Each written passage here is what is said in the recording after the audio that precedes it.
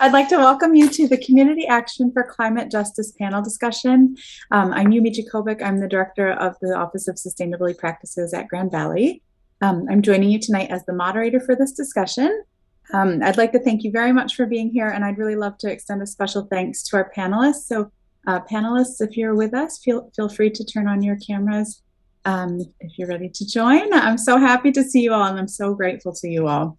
We're going to begin with brief introductions from each panelist, and then I'll ask them a few questions, and then we would love to also include some questions from the guests. So if the audience has questions, I invite you to use the Q&A function to ask those. Since it's a 45-minute session, we may not get through all of them, but we're going to try as best we can.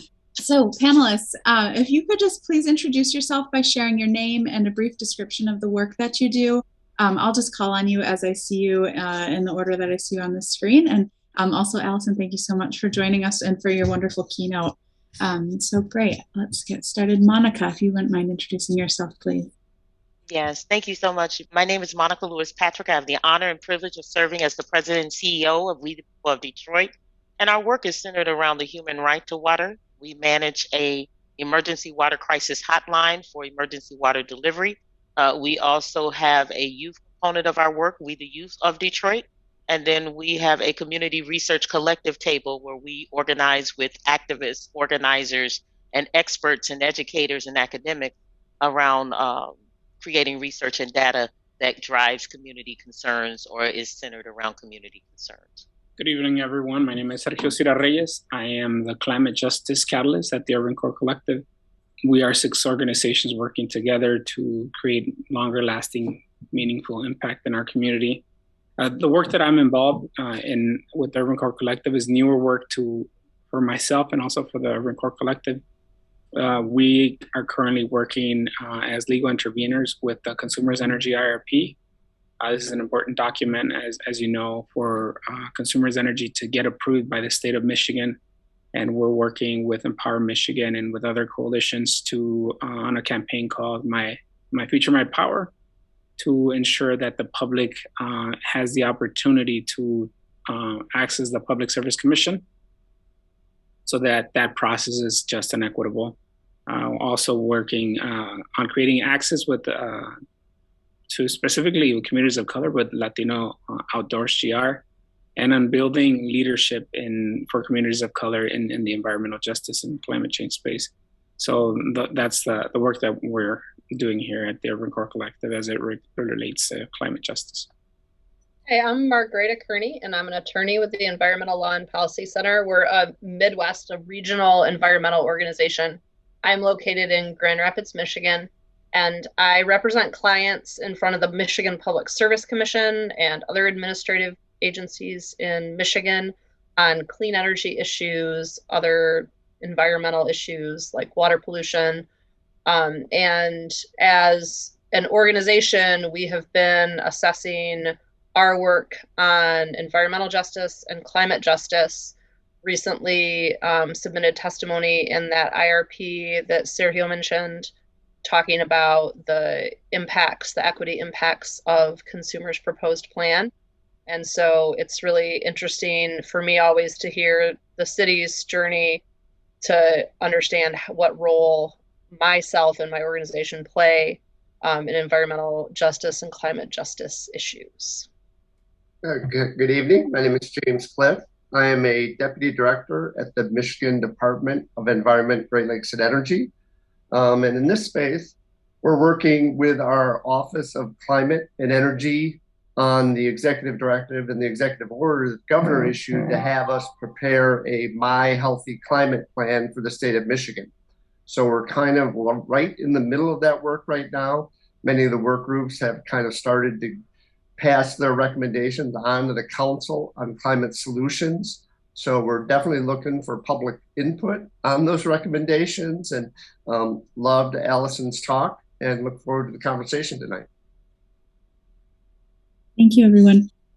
So I'll go ahead and ask the first question. If you could please tell us a little bit about your experience with community action for climate justice. And is that directed to me here? I guess. Anyone can chime in, and you're welcome to Uh, answer as many questions as you'd like, as few. Again, we'll start here. Again, I talked about where we created these work groups under the Council on Climate Solutions, but we're also very interested in kind of getting more input from the local level. So early on, we did a couple of listening sessions on just the plan itself. We've got 2 listening sessions we're about to be announced for early December to try to get more input on recommendations. And we work with our state energy office on kind of the very just projects that fall under their Catalyst community program. And that's where we get to talk to people like Allison and learn from the great experiences that they're learning at the local level and try to how to craft this plan going forward. I can speak to some of the work around this that I feel falls within this work. I would say Latino Outdoors is a group that I started here in Grand Rapids. It's actually a national group, but I started a local chapter. This is around access to public spaces, nature, the land, and how these spaces also belong to us. And I think that's really important because this is where people start to kind of important conversations always happen in these spaces where Latinos in this case, and now we're looking to support efforts of Outdoor Afro, and we're collaborating with other groups like Blacks of the Land, Detroit Outdoors, and Color Out Here to do more trainings, more outings where people of color can go out into the wild and just enjoy it and kind of have those conversations about, why don't we do this more? Why do we feel like this when we are in these spaces? Why don't we feel safe? Why do we have to be in groups? And then priming them for other conversations like the ones we're having now. Another area of work that I think is relevant is we're looking to build capacity in West Michigan for BIPOC communities to lead around issues of climate justice, because I think for too long we've been missing from these tables, from these conversations, and it's so important, even in the partnerships that we have with the City of Grand Rapids, with community collaboration on climate change, with EH0 and other initiatives. Our push has always been for bringing other communities of color to the table, because it's not the same. Even if we're heading in the same direction, it's not the same to have somebody else's agenda, somebody else's vision, somebody else's sense of urgency kind of pushed on you, because it's not the same. And so we need to start allowing people of color to dream up, to envision, and to come up with their own roadmaps, even if they lead in the same direction, which is why we're looking to build that capacity on this side of the state to collaborate with organizers on the east side of the state and mid-Michigan as well. And then last one I want to talk a little bit more about is the Consumers Energy IRP. Consumers Energy IRP is such an important document that the Consumers Energy wants to get passed, approved by the Public Service Commission. And what I've learned in this process has been that very little is known by the public about who the Michigan Public Service Commission is. And that is really a serious problem, in my opinion, disenfranchising when we're talking about energy democracy and nobody knows who this commission is, what they do. And then when we think about the Consumers Energy IRP, this document, this process that encompasses so much in such a long period of time, where we determine whether we as a state or at this side of the state are going to be enabling our utility company to create demand by the energy we consume, to consume more natural gas that is obtained through fracking, and what that does to the environment. When we think about the emissions and the carbon that's releasing into the environment collectively, how we're enabling that, and how, when we think about, for example, the fact that they want us to pay for early retirement of coal plants and passing on that cost to the consumer for communities, BIPOC communities, frontline communities that cannot afford the fluctuation of the gas prices. And this, what I've learned from this is that it's so important that the public is aware that these very complex processes are taking place. And so that's been some of the experience, my personal experience with the UCC and with such, quite frankly, a lot of organizations that have been putting a lot of work long before I showed up to the scene. that's some of the work that I feel is really relevant and important that is currently happening. And I encourage everyone, if I'm able to, I can put a link on here on the chat for people to make a comment to the Michigan Public Service Commission around the Consumer's Energy IRP. I'm just going to kind of segue off that really briefly, because the kind of work that I do is we're not a grassroots based community organization. And so as an attorney in this space, I find myself often with experts in front of somewhere like the Public Service Commission talking about customers and how customers are impacted. And very rarely do I see actual customers talking about how they're impacted. Very rarely am I communicating with actual customers about how they're impacted. And I live in my community, not in all the communities that are impacted.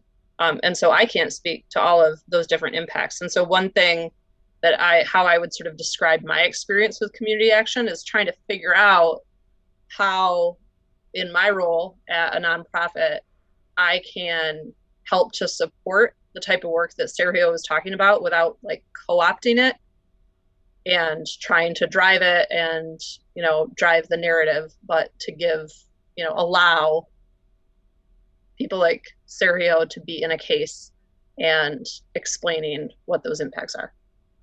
Thank you all very much. And again, these questions are for anyone. I'll go ahead and read the next one. Could you please help us to understand some differences between climate justice and environmental justice? I'll start briefly. This has been an interesting conversation that I've been having with my team at the city, because I do feel that by and large, most things are overlapping. And I'm going to defer to Monica and some others on some things. But when I think about water access, climate change is impacting access to water, but we had water shutoffs long before climate change became a top priority of discussion.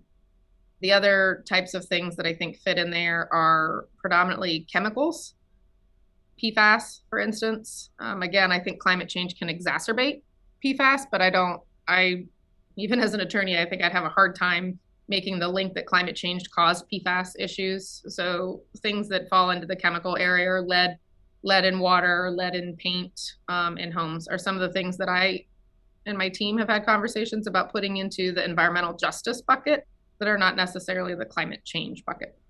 I would say, to build on that, I also see difference being made between how both issues are funded. For most funding streams, you'll find that your more larger white, green entities or organizations are falling under the banner of climate change or climate justice. You will find that most of your groups of color, BIPOC groups, are leaning in very heavily under the banner of environmental justice. And I would say the other difference would be is that climate justice to me seems to be more about a policy and ethics framework, whereas equity and justice to me seems to center people of color and most impacted communities in any planning or strategy that's implemented.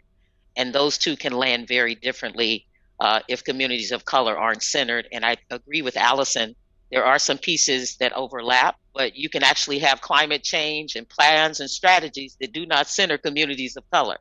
So I would raise that as the difference. Yeah, I just want to plus up that comment, Monica. I think that's exactly it. I think that unfortunately, a lot of white dominant grassroots organizations and businesses have been working on climate change, but not working on equity. And that's where I hope that there's a big shift in terms of focus and incorporating the equity and bringing the justice piece into the climate change work. No, definitely. Because I think on that same point, one of the things I would offer is, case in point being the unaffordable water issues that play out in Michigan. They seem to land very prominently in communities of color. But what we know is that when you saw flooding or any of the drainage that happens for the region, that drainage system is being afforded to the entire region. But Detroit is actually processing that waste for the entire region. And so if we were looking at it through a climate justice lens, we would say that there needs to be something done to address the inequities of how that infrastructure is not being fairly participated in by the entire region. But then also, if we were looking at environmental justice, we would say, we probably shouldn't cut off the water in Detroit, since they're processing the waste for the whole entire region and then disseminating the water out to everybody, at least 40% of the population of Michigan. And so that, to me, would be a wonderful place for us to have this conversation around how climate justice and environmental justice really ought to be kissing cousins, at least. I often think of environmental justice as, at least the way that a lot of organizations historically have approached it, is very reactive. Like, issue in a certain area that presents an environmental justice concern, and let's respond to that. Whereas climate justice is kind of this nebulous systems change. How do we create this new future world without, disadvantaging particular communities that have already been disadvantaged? And I think that it makes it a much more like cerebral conversation, right? As opposed to like a really practical and location specific conversation. But sometimes I think too, Margaret, in that same vein, that is driven by foundations and philanthropy and what they're funding. And Yep. so it's still an urgency, like whether I have no water or flood in Detroit, it's an emergency. But in terms of the prioritization of it, it gets categorized differently based on whether it's seen as a climate justice issue or an environmental justice issue. Yep, for sure. There's also, I think, another element to this that I think that needs to be addressed, which is connecting who the polluters are, or who the people that are causing or producing carbon emissions through their lifestyle, their business, or their industry, and then who then suffers from the impacts of that. I think that's something that's always been a real issue for people, where and then the regulations need to be in place where, so that industry is just as accountable to for their pollution.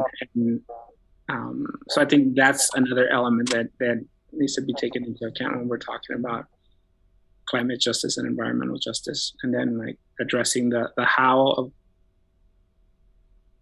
and one, there's a lot of focus on the how, and the other one is the what we are protecting. One is protecting the environment and what we collectively want to protect, right? And the other addresses the how we do it, which then centers people, BIPOC communities, frontline communities, the who.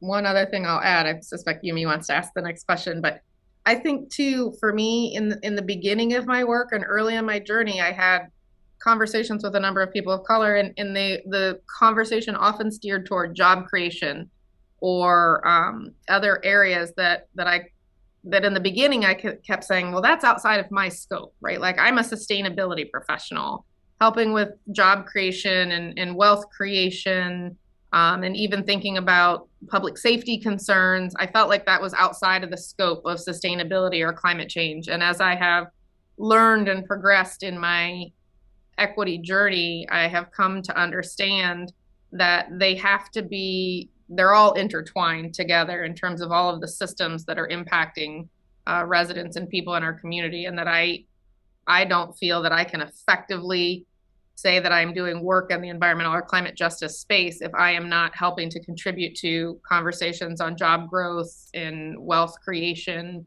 and other areas that historically I have seen is what I thought initially was outside of my scope of work. But now I don't, because I think that they're so intertwined that I have to be actively engaging and working on those as well. Thank you, everybody. How does race play out in the framework of environmental justice versus climate justice? I'll definitely jump in. I think race plays out in a significant way. It plays out in terms of how the work is funded. It plays out in terms of how the work is prioritized.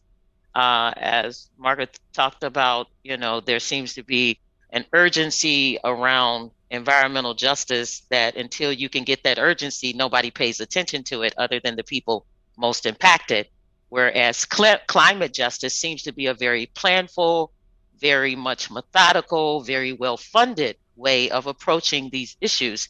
And so when you have that kind of difference in prioritization, and it seems to play out along racial lines, then you can't help but recognize that there seems to be more funding geared toward communities that may be experiencing some kind of environmental impact, but may not be a community of color. And I think that that is very obvious if you look at what Allison talked about. It's a prioritization of economic investment, not only just in terms of having the conversation, but are you funding the work? Are you resourcing and funding the experts to get to the table that are from the community? And then are you resourcing the work that may be counter to the work that you think you want to do in your community? And as Allison talked about, many times what it is informed by is your uninformed on notions about community. And so I think those are critical pieces, because what we find is as that shift is made, many of the intermediaries that have benefited from being these translators for years are no longer needed. Yeah, I was going to say that one way that I see it playing out and I hear it playing out is a lot about the climate justice. You hear a lot of people talk about, changing practices, how are we getting around? What's the transportation modes of the future? How am I going to make my home more energy efficient and things like that? But you go back to some of Allison's earlier comments on, if you don't own a car and you don't own a home, all of a sudden you're not part of this discussion anymore. So you look at our communities of color, home ownership, vehicle ownership, you need to kind of translate it to how does it impact their lives, and making sure you kind of start at that center, and then start to ask the same questions again, to see whether or not you come out with a different answer there. I feel like I keep maligning organizations, but I'm going to say that one thing that worries me a lot when we talk about this is I think that in environmental justice for a long time, advocates avoided talking about race by saying well, if we make air cleaner, it's cleaner for everyone. And I worry that we're doing the same thing with respect to climate by just saying, well, climate impacts most communities of color and low-income communities. So if we fix climate, then we've addressed that issue. And I think we're kind of repeating that error. I worry about that. Thank you, everybody. Next question is actually two kind of combined to one. So how is climate justice intertwined with energy justice? And how does energy democracy intersect with climate justice and environmental justice? Well, I guess my short answer is I don't think you can have climate justice without energy justice or energy democracy. Just in terms of looking specifically at the contributions of energy production and consumption and how significant that is, whether you're looking strictly at just electricity and natural gas, or if you're also including the consumption of fuel for transportation sectors. So I think that they have to be tied in together, and I don't think that you can truly try to achieve just outcomes with respect to climate change if we're not focused on energy democracy. I agree very much with what Allison said in terms of energy democracy is encompassed by climate justice and environmental justice. And a good example of that can be, for example, the fact that we won't have we can't have energy democracy until, like, for example, consumers' energy pays consumers, the public, the same amount that we pay them per kilowatt hour when we consume electricity from the grid. And then instead of paying us pennies on the dollar for when people get solar panels on their roof, and then consumers pays us pennies on the dollar. I think that's a very clear example of how those that plays out. I totally agree with you, Sergio. And I think that it's exacerbated by the fact that we have this energy transition to clean energy. And the people who are able to take the most economic advantage of that have tended to be the first movers, who are by and large wealthier, whiter populations. And now that solar is becoming more accessible and models of community solar are becoming more common, it's becoming less financially beneficial. And so I think that has an equity impact as well, just with that timing. I am so appreciative of all of the energy discussion that's happening, because on several occasions we've had people propose that we should actually advocate to have water brought under the Public Service Commission. And so this just validates my fears that we should not have water go under the Public Service Commission. So thank you. I want to invite the audience also, if you have a question that you'd like to ask this panel, please feel free to use the Q&A. I'll just keep going through our questions until I see some more. But thank you so much, everyone. I'm learning so much, and I'm enjoying being here with you. How do you see the issue of community action playing into the development of the state's healthy climate plan? I can start on this one. I see the public as a very important factor in how ambitious this plan can be.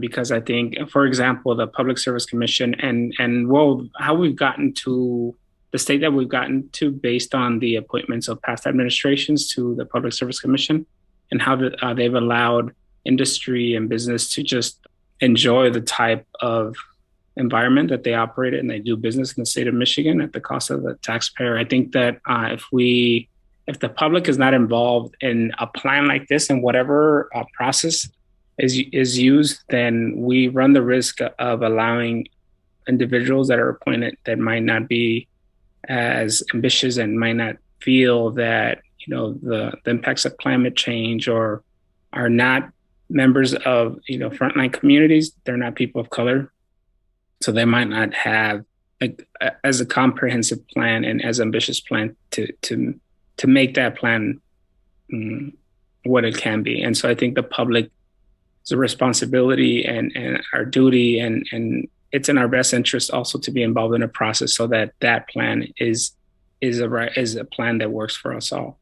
Yeah, let me chip in here a little bit. It's interesting. I go back and I read the governor's executive directive, and I keep finding kind of new things in it. But one of the ways I think about it is climate. The issue of climate is different than a lot of issues that I think a lot of people in state government have worked on in kind of different levels, in that it is so multi-level.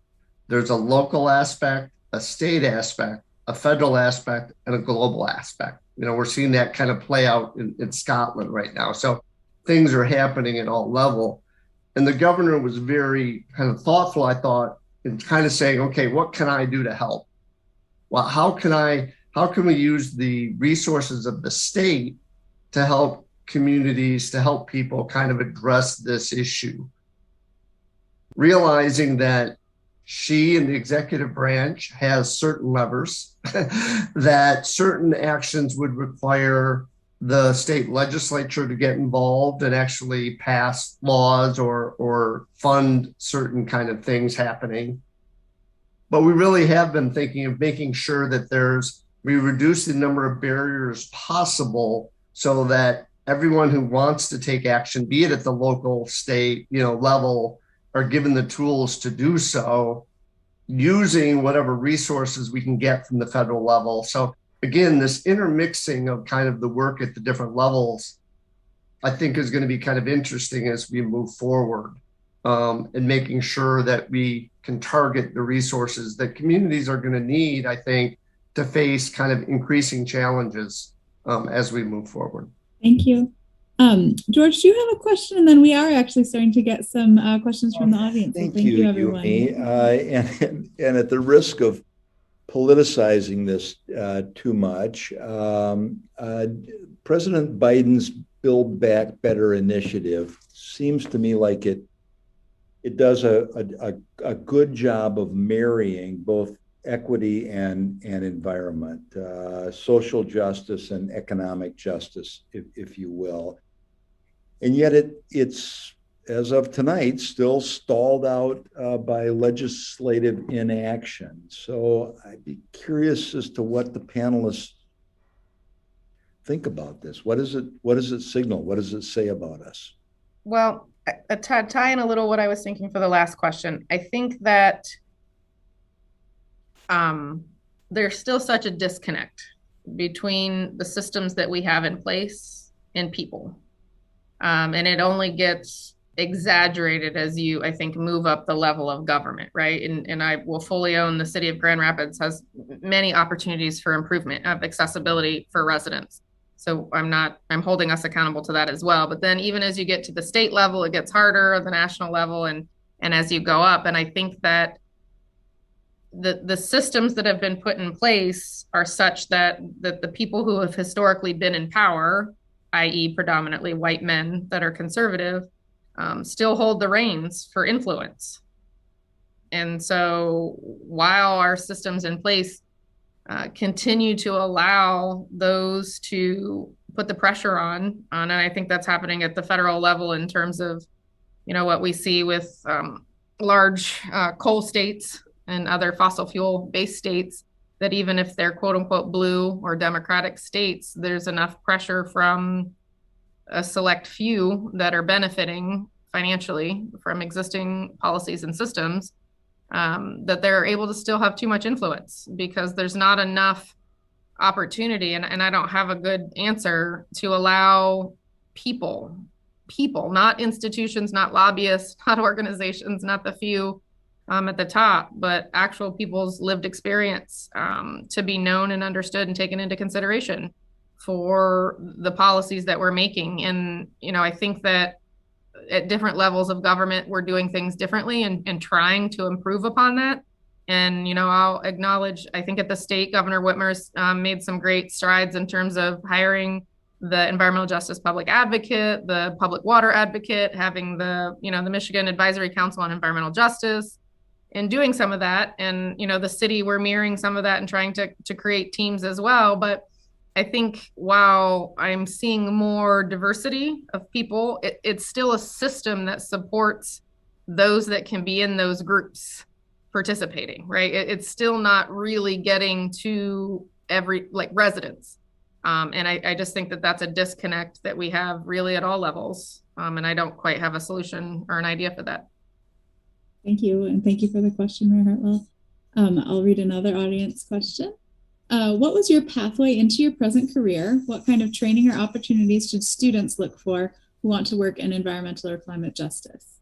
I'll start really quickly. I'm an attorney and luckily got out of the courtroom very early in my career. Actually started working with the legislature first. So almost 10 years in legislative circles. So working on just kind of environmental in general. And then 20 years with a nonprofit NGO, environmental NGO, before this is my first foray into the executive branch. So that was my particular path.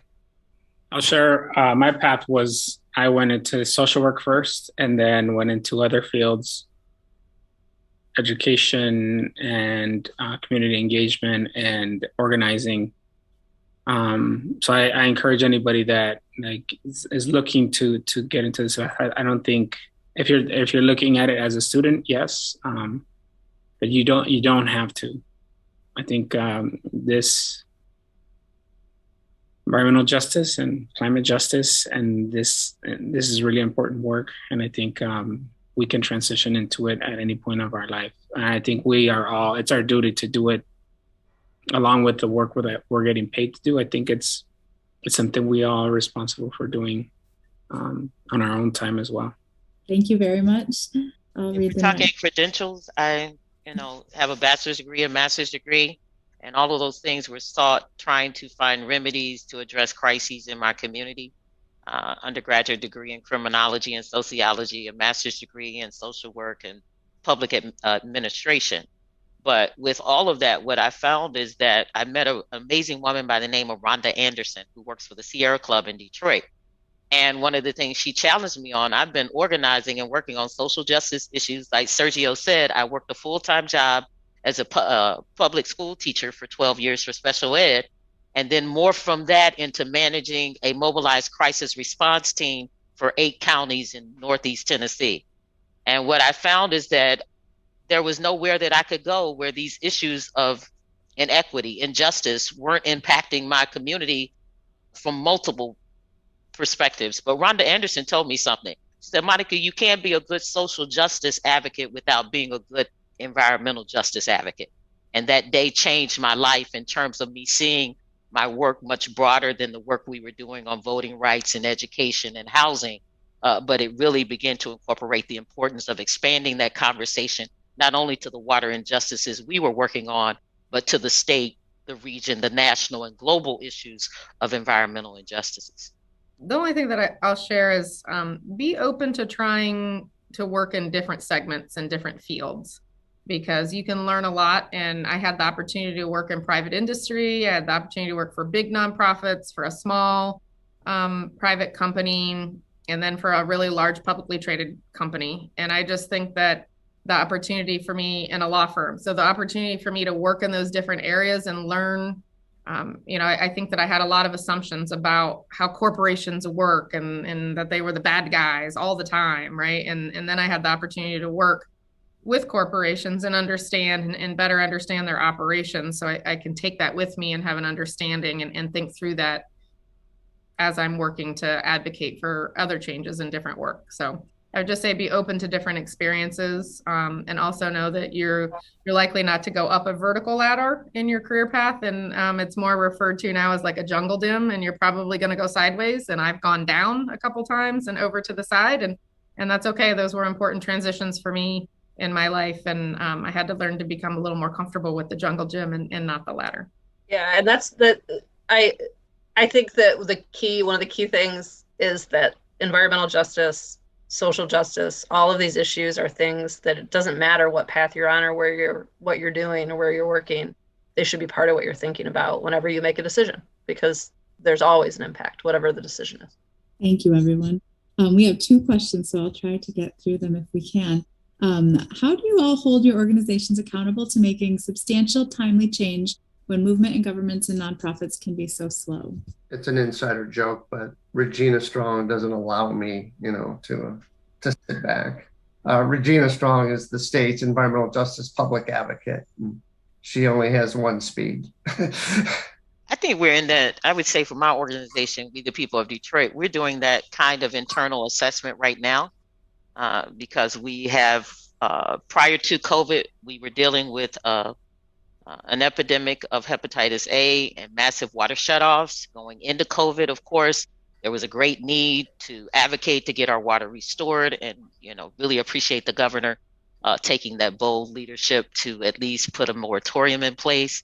And so it's been those kinds of reactions where we've at least been able to tie a knot in our rope to hold on a little bit longer.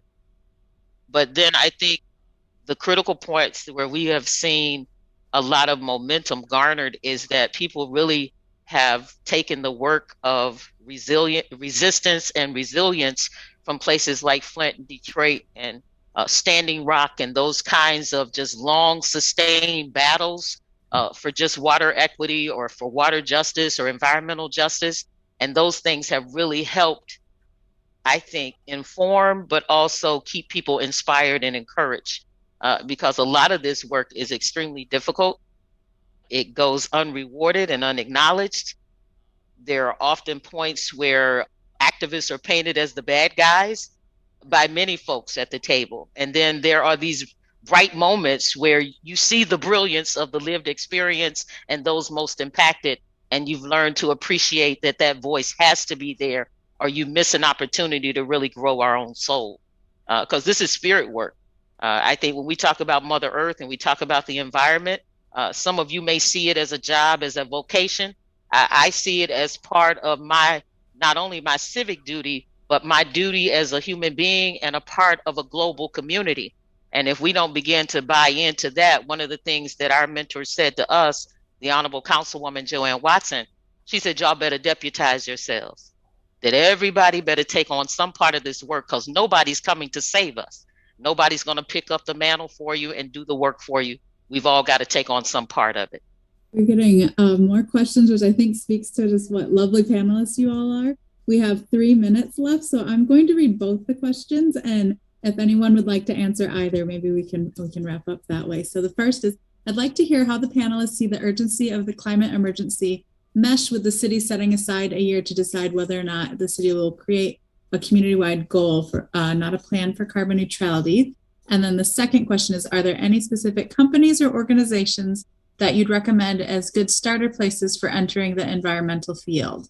I think that, Allison spoke to this earlier, and I think that it's really a challenge because climate change is this existential issue that, read these statistics that, people have incredible anxiety, are up at night, or deciding not to have children, right? It's this thing that is so profound in many, many people's lives.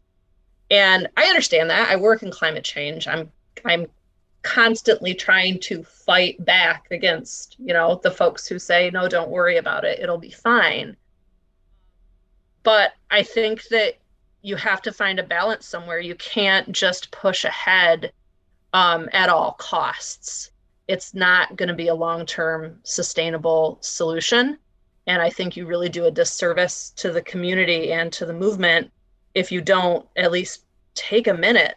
And, a year it feels long, but it's a lot of work to actually actively engage organizations. So, I think that the city's constantly struggling with that balance. I think environmental organizations are, and, there isn't a right answer. We're all just trying to do our best.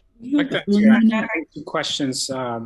Alita's and Diane's question. One is about how do we push for substantial and fast or timely change. One example is the Grand Rapids Climate Action and the resolutions that were passed, the resolution that was passed. And I think that sometimes we need to ensure that we're not the only ones in the room pushing for that change, and we need to bring other people along that when we're not up for the task, they're going to hold us accountable, both us accountable as members of these tables where there's decisions being made and where power lies. And so that they can come and hold us accountable and the organization accountable. And I think where this intersects with the question, one of the last questions from Diane is, I think bringing the groups and creating collaboration between the groups that already exist that are quote unquote on the inside, and then the outside game folks that are Grand Rapids Climate Action, and bringing them together to collaborate. Now that we're in this stage of the process, bringing both groups to collaborate and seeing how we can make something of this even beyond what's happened now. I think to me that's really important. It's something. It's progress in the direction that we want it to go. Miko, also, can we put on the table that we really need in Michigan more transparency around water quality and water accessibility and affordability? And I know that Arizona has been able to make some strides in at least moving legislation for more transparency. It's going to be very difficult for us to solve this problem if we're constantly countering the bad messaging that there's either nothing to see here or poor people should pay more money. And we believe that this is one of those issues we can get our arms wrapped around and can really solve in Michigan if we just deal with some data transparency on the front end. I think I would just share, we've been working hard through our strategic plan with respect to the accountability question to at least be very transparent and clear about what we intend to address in the year with the budget we had and that passed, so that people can hold us accountable to what we committed to do in that year. And so that's one area for us, and trying to be transparent and own, like I did with the Zero Cities project, that there was an expectation that we achieved something and we didn't, and explain why we didn't achieve it in that particular situation. To the other participants' question with respect to some of the companies or organizations, you asked for the environmental field, so I'm not sure how broad you're looking at there, but I would say if you're looking for environmental justice explicitly in that work, some of the folks that are here today, and I'll speak to Grand Rapids as the community that I know. Monica might have others to mention broader, but the Urban Core Collective, the NAACP, is doing quite a bit of work on the environmental justice space. There are some others that Sergio mentioned. I think Afro Outdoors, and some others are really great spaces. I think that some other of our institutions like WEMIAC and the Sustainable Business Forum, as well as the U.S. Green Building Council, are also looking to really lead with equity in the work that they're doing in their respective spaces. So I think that those are some, and then just selfishly a plug, if you're looking, I hope that you will sign up for the C4 and also our EH0 work as well. It is my absolute privilege to be able to speak with you all this evening. I'm so grateful for you. I want to be mindful of the time, and I also just want to see if Dr. Lubimsova wants to share anything about the rest of this conference. But I'm so sincerely grateful to you. Thank you very much. Thank you, Yumin. I wanted to join you in saying huge thank you to all speakers and panelists today for this tremendous discussion. I wish we could continue this conversation for several days, but thank you so much.